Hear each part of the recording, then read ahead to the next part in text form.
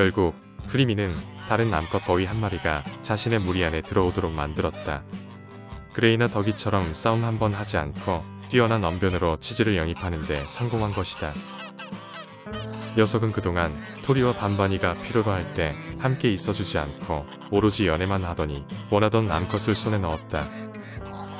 한 가지 의아스러운 것은 그레이를 좋아했던 치즈가 그레이를 버리고 크리미에게로 넘어온 것이다. 아마도 그동안 많은 노력을 기울였지만 핑크를 향한 그레이의 마음이 변함없다는 사실을 깨달은 것 같다. 좋아하는 암컷에 대한 그레이의 변치 않는 순정도 이해되지만 짝사랑만 하던 치즈의 안타까운 마음도 이해된다. 사실 그동안 크리미가 오랫동안 작업을 했지만 치즈가 이렇게 무리를 버리고 새로운 무리로 옮길 거라고 짐작조차 못했다.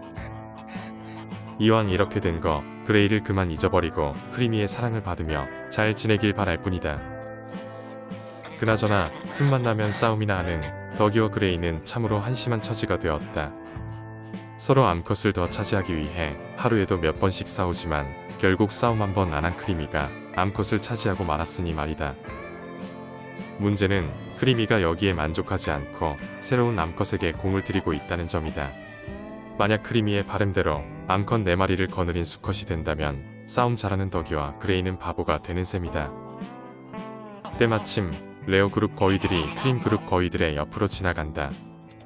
레오와 크리미는 둘 다 싸움을 좋아하지 않는 녀석들이라 지금까지 별다른 충돌이 없었다. 하지만 갑자기 크리미가 흥분을 하기 시작한다.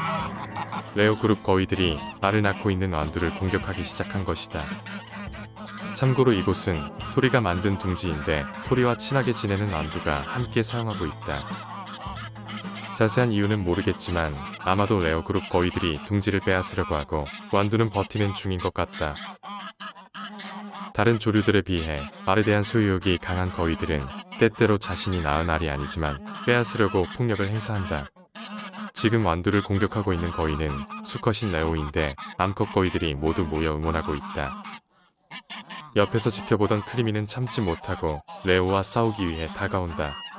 그러자 암컷 거위들은 크리미가 무서워 뒤로 물러서지만 레오는 물러서지 않는다.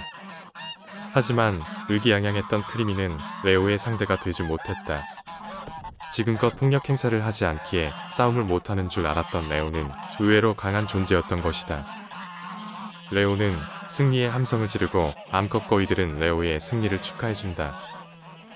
레오가 떠나고 난 뒤 뒤늦게 나타난 크리미는 마치 싸움에 지지 않았다는 듯 변명을 늘어놓는다. 그나저나 완두가 필요로 할 때 전혀 도움을 주지 못했던 크리미는 완두의 마음을 얻을 수 있을까? 그리고 최근 그레이를 버리고 크리미에게로 온 치즈는 약해 빠진 크리미를 계속해서 좋아하고 따를 수 있을까? 타이는 흥부의 끈질긴 노력에 결국 마음을 열었다.